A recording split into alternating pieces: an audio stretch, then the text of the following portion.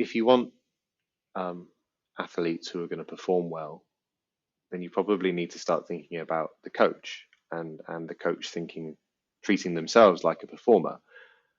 I am sure there are many people listening to this who give some really sound advice or instruction to the players in their care around getting the right amount of sleep before a big game, eating the right things, around training and building up to competition, maybe mentally rehearsing some things, taking some time out to just clear your mind and be in the best space for whatever's coming next. But probably don't model those messages for themselves. I'm sure that there's coaches listening who are staying up till 2 a.m. the night before the next match, watching game footage back because they want to have it ready for the players the next day.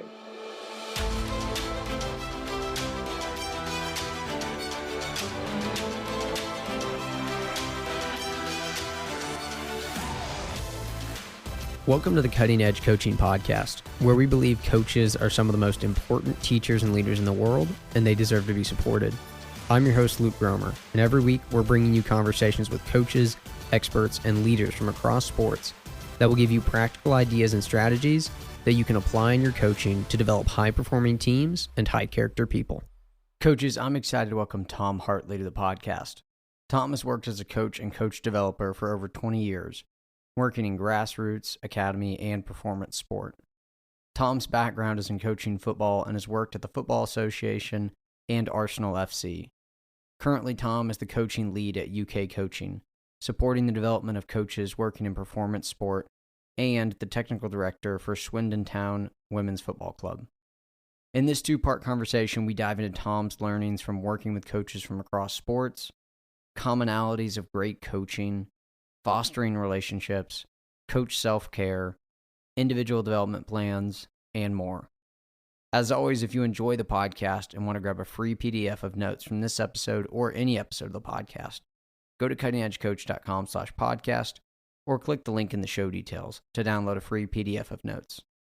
Finally, if you're interested in a 5-month mentorship program, check out the link in the show details for more information and to express your interest. Spots are limited. Now to my conversation with Tom Hartley. Enjoy the show. Well, let's dive into the second part of this conversation.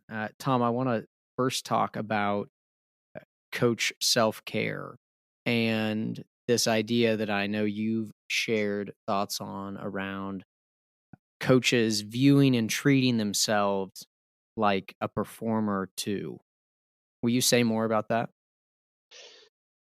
Sure. Well, if you want athletes who are going to perform well, then you probably need to start thinking about the coach and the coach treating themselves like a performer. I am sure there are many people listening to this who give some really sound advice or instruction to the players in their care around getting the right amount of sleep before a big game, eating the right things, around training and building up to competition, maybe mentally rehearsing some things, taking some time out to just clear your mind and be in the best space for whatever's coming next. But probably don't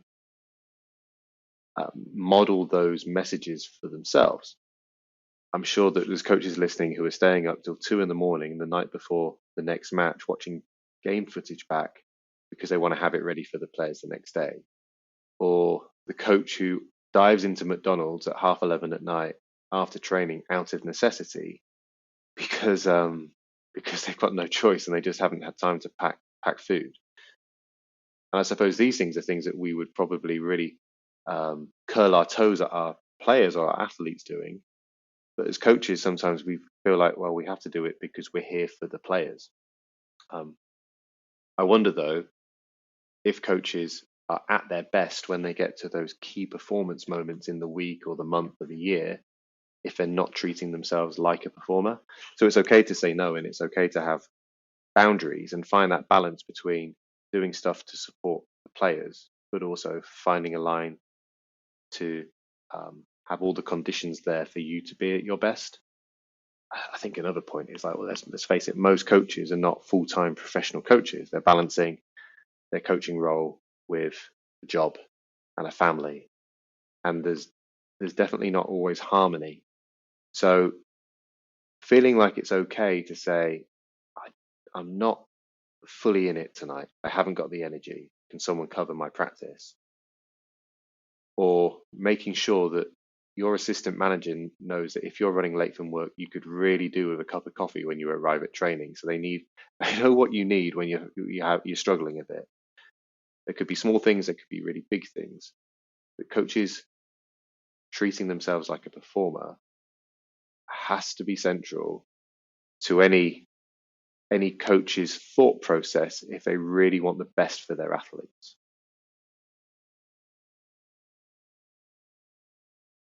Totally. And the thing that really stuck out to me and what you just shared, Tom, was the question of, are we modeling those things? Again, so many of us, it's easy to prescribe to our athletes, hey, you need to sleep more. Shoot, I can't tell you the amount of times where I've told one of my athletes this past season, how much did you sleep last night? And they tell me, I'm like, you need more sleep. You need 8 hours of sleep. Or around what they're eating, staying hydrated, those things. And then, yeah, the question is, okay, well, do I do those things? And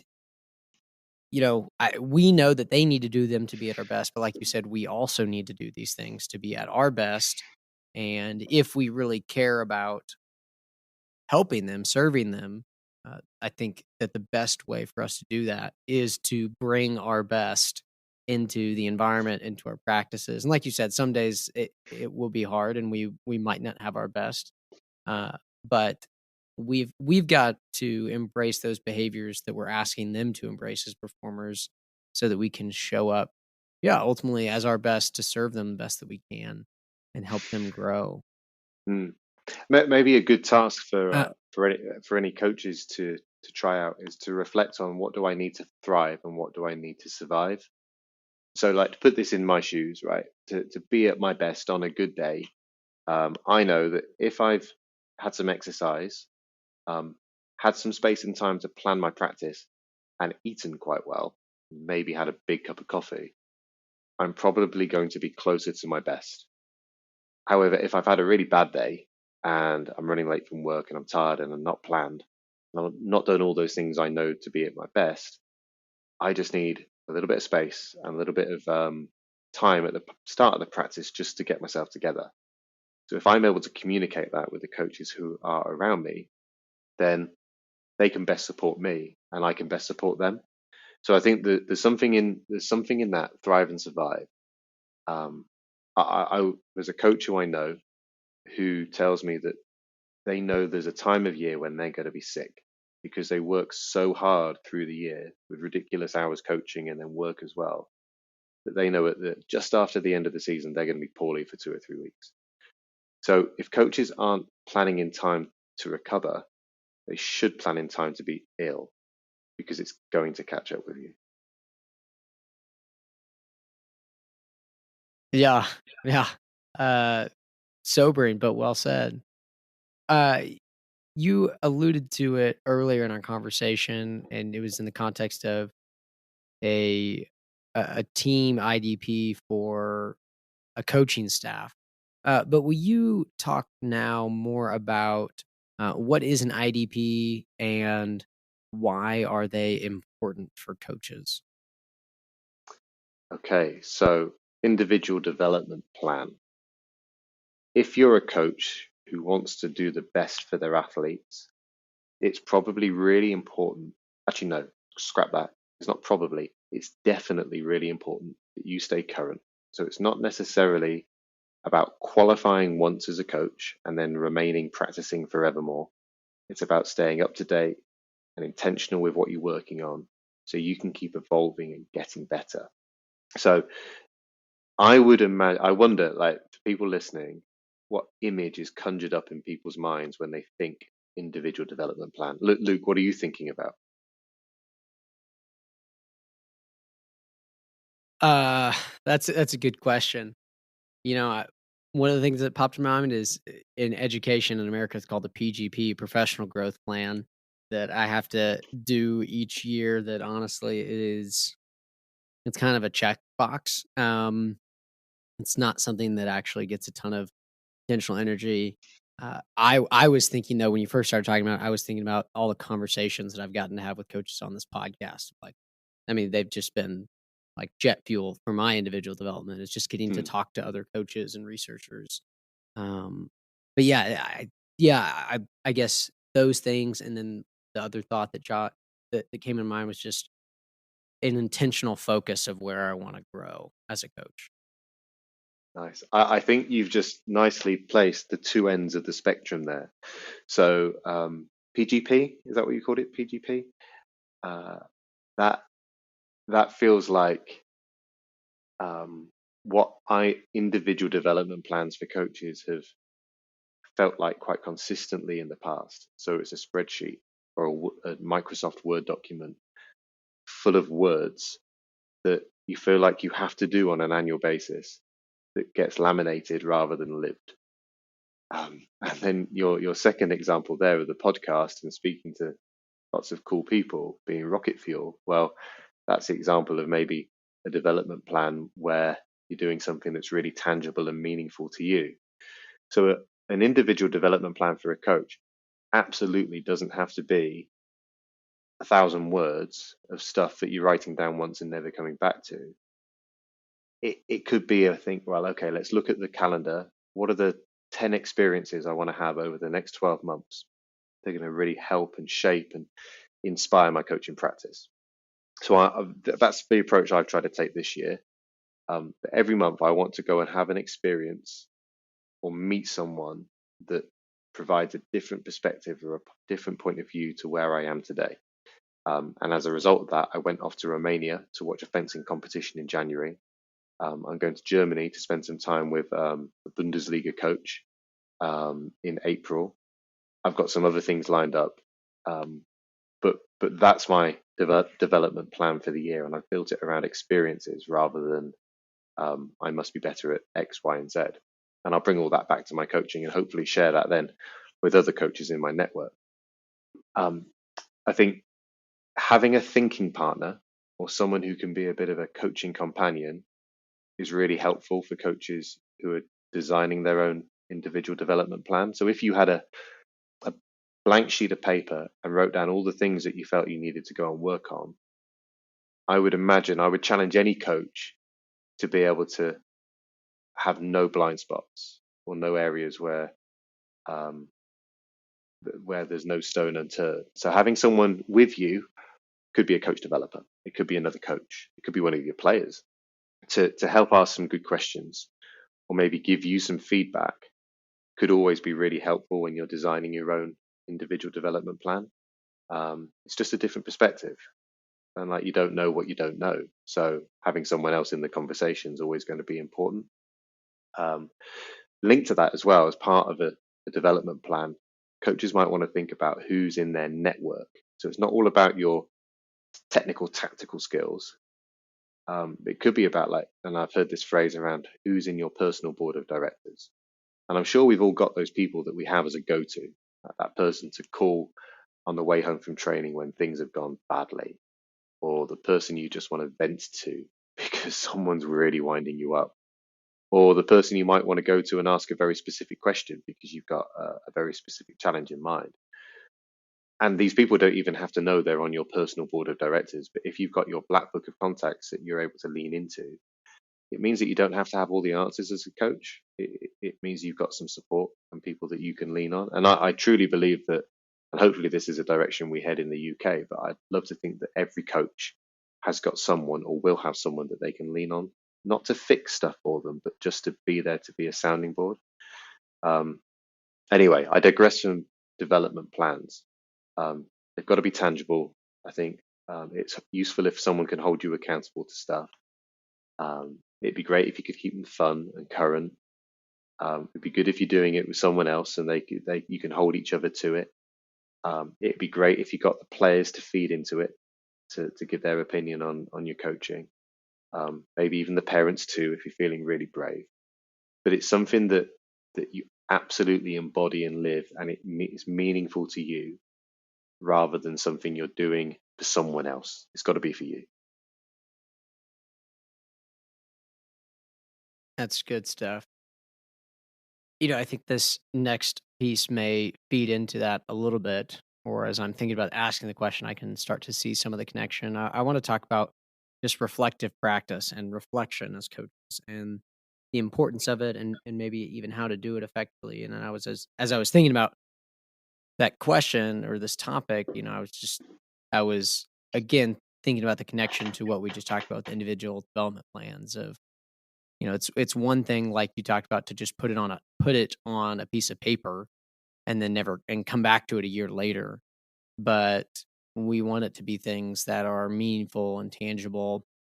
And I think as I think about that, one of the things that for me would make it that is a habit of reflection around whatever that focus for growth is. So yeah, that was a little bit of a word vomit for me, but I'm just thinking through, reflective practice, reflection, its connection to individual development, but then even more broadly, just the value of reflection as coaches. So I'll let you take it from there. Hmm. I mean, like reflection is like the ultimate way to get better as a coach, right? And I'm sure every coach listening to this reflects, even if you don't think you do. I'm sure you do. I'm sure you spend at least 30 seconds thinking about how the practice went at the end of training. I'm sure every human being does that. But there's probably different levels of depth that coaches can go to when they start reflecting on their practice. It could be about just reflecting on what's happened. Did I set my practice out right? Did the players understand what to do? Did they get some success? That could be kind of a surface level of reflection. You might want to start reflecting on yourself. How effective was I tonight? Um, did I use the most appropriate coaching behaviors in that moment in time? If I had another go, would I do anything any differently? Um, and you're right, Luke, completely. If you link it then through to your individual development plan, it becomes even more meaningful. So, to share an example with my coaching, I'm working on trying to be a little bit more vulnerable when I'm coaching. So, with that, I'm open with the players about the things I'm working on. So, I might say to them, tonight, I really want to, I'm practicing being more direct. So, if you notice me being direct and you want to give me some feedback afterwards, that's going to be really helpful for me. So it helps you get a different perspective, and it gives permission, if you like, for players to maybe cross a line they wouldn't normally cross. But as a coach, if you're intentional about what you're working on, it helps you guide your reflection. So then, when you're on that car journey home, or you're talking to your spouse about, was I direct tonight? Well, I was direct here, but I think I went too far, and maybe I was a bit quiet over here. And it can help you. It can help you zoom in, I suppose. I guess reflection could go to an even deeper extent. There's some lovely illustrations out there of trees with their roots going into the ground, which are used for coaching purposes. And the branches and the leaves are the things that you see more frequently in the practice, but underneath the surface, the values are in the roots. So you could start to think about, well, do my values as a coach, how do they come out in my practice design or my coaching behavior or the environment that I'm creating? And that could help guide your reflection as well. Um, I think it's tricky though. So it may be the same in the States, but the model which is really common here is plan, do, review. And I think coaches who are busy probably drop the review and then plan and do and plan and do. And then coaches who are really busy probably start to drop the plan and then just go with the do all the time. I heard a lovely phrase earlier today, actually, where someone said, plan, do, review, adjust, which I thought was just a nice way to just draw that that shine a light, if you like, on the fact that the reflection means something. It's like the so what. I've reflected on this, but what am I going to go and do differently next? And that doesn't have to necessarily be about your practice. It could be your practice. It might be about the kind of conversations that you had or the environment you've created, all these other things. But reflection, even if you spend 5 minutes more than you currently spend on it, it's always going to really help your coaching craft. Having someone to bounce the ideas off and reflect with would almost supercharge that, I would say. Yeah. Yeah, totally. Yeah, I love what you shared there around plan, do, review, adjust, that it's critical that the review also leads to some action. Okay, like what am I going to change? What am I going to do? I actually just finished reading a book by Chip and Dan Heath called The Power of Moments. I'd highly recommend it for any coach. It's about how to create experiences, moments that our athletes and teams remember. And I think we all want to do more of that. But one of the quotes from the book that has just stuck with me, just powerfully in my mind, I just keep coming back to it over the past month or so, is this quote that they said, action leads to insight more often than insight leads to action. And so as you were sharing that little twist on the plan, do, review method of its plan, do, review, and adjust, I think the powerful thing again there is that it's that action of making the adjustment that will probably lead to insight, right? And uh, too often I think we think, okay, like I'll sit and I'll review, and that can be good, and there totally can be valuable insights that come from reflection. And I love the questions you shared, especially around the personal reflection questions of, what would I do differently? What were my behaviors? Were they appropriate, etc.? But the power is then in the action that we take after the review. What do we actually do? What are your thoughts on that? Yeah, I couldn't agree with you more. And it's funny, right? So if you're reflecting on a practice, I'm sure that again, people listening to this will probably hear this from their own world. But I'm sure that 5 minutes after practice is finished, we'll feel about it. We'll feel something. The next day, our reflections will have moved on a little bit, and maybe a week after, it might feel completely different. So, like being able to revisit how you were feeling and just noticing changes of how you reflected on the practice, and then how does that inform what you do next? It's almost like your brain just has some time to digest some of the things that have gone on. So I think giving time to reflection is helpful. The other thing I'd maybe add to that, and I kind of touched on this before, is different perspectives. So it might be really interesting to if you've got a culture of reflection within your club, if you've reflected and maybe recorded a voice note or written something down or taken a photo of something that brings to life how you're feeling, um, and then share that with another coach and see how that compares to their reflections, and maybe a trusted player in the group that might provide you with some different perspectives that could really help you inform, well, I thought it was this, but actually everyone else thought it was this. So it just gives you maybe a balance or some different points of view on where your reflections are at. So being able to do it with someone else could dial up the type of impact that you have when you do the next thing. So yeah, I think there's loads of ways to approach it. Um, Reflection could be about you, but it could be about other things. But to hold on to the point that it's really valuable for coaches to pay attention to and to spend some time doing is really important, even though that it might just be on the car journey home and thinking to yourself. Like a friend of mine asked a great question, like, where do you do your best thinking? I do some good thinking. Well, this person in particular told me that they do their best thinking in the bath. And on stressful days, they might have more than one bath, which is fine. I heard a story that Bill Gates did the washing up every day because it just gave him that headspace to think. And as a coach, if you're self-aware enough to know where you do your best thinking, can you put yourself in that position more frequently to help you with your reflection? That's good stuff. Yeah, I'm thinking about it now too. For me, it's probably silent car rides or taking a walk on a nice day. I think that's a great question to consider. Well, Tom, this has been awesome. Before we wrap it up, I have three quick rapid fire questions I want to ask you. You can just fill in the blank with the first thing that comes to your mind and you can do it from your coaching experience, and or you can do it with your current coach development role in that Okay. experience. So I'll let you choose whichever lens you want to answer through, or maybe they're the same through both. The first question is this: I know I'm successful as a coach when. People keep coming back. That's a great one. It's really good. Here's the second one. I wish I would have known blank before my first coaching experience. How much I didn't know.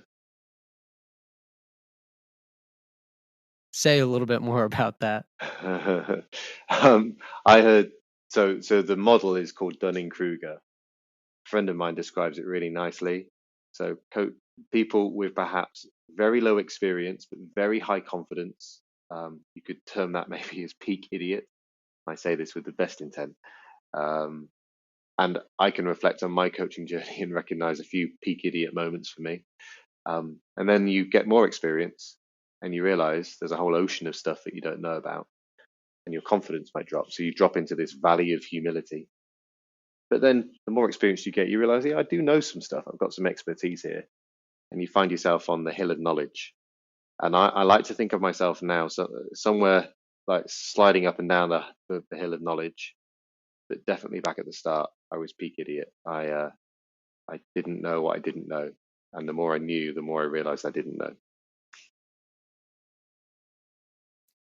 That's good stuff. Here's the last rapid fire question. The most fun part of coaching is seeing the smiles on the faces of the people that you coach. And that sounds really cliche, but I love working with kids. I love coaching young people. And when their faces light up because they've just done something they hadn't done before, it's like the best feeling. It's what keeps me coming back. yeah, the moments of, oh, I can do it now. Or I finally got it. Or coach, did you see that? We've been working. Yeah, those moments are beautiful. Yeah, Incredible. yeah.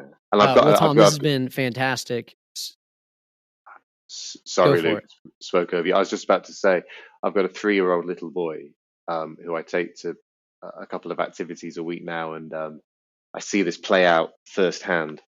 And he's got a lovely relationship with his rugby tots coach, Rob. And it's lovely to see him just enjoy being part of something sporty and having a really cool coach in Rob to kind of help him have a great time as well. So yeah, I feel like I'm going to have to just let go a little bit to let him be coached and enjoy his sporting experience. But it's lovely to see how much joy and magic can be in the world of little people when they're in a brilliant coaching environment. That's well said. I also have a 3-year-old, almost 4-year-old. I'm not gonna lie, I'm a little bit terrified for when he starts to get into some of those sport experiences where, well, because you and I both know there's plenty of environments that aren't great for young people like that. So, but yeah, Tom, this has been awesome. I appreciate all that you've shared. Before we wrap up and hop off, just tell people where they can connect with you and learn more about the work you do and/or UK coaching. Sure. So you can follow me on Twitter at Thomas W. Hartley. Here's my Twitter handle. Would love to see you on there. Or you can find out about more of the things we do at UK Coaching at ukcoaching.org. The website is a bit like Netflix. You'll never complete it, but there's some really good stuff on there.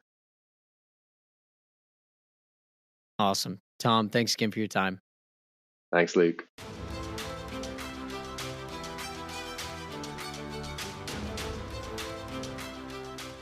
Coaches, thanks for listening to this episode, and huge thanks to Tom for joining me.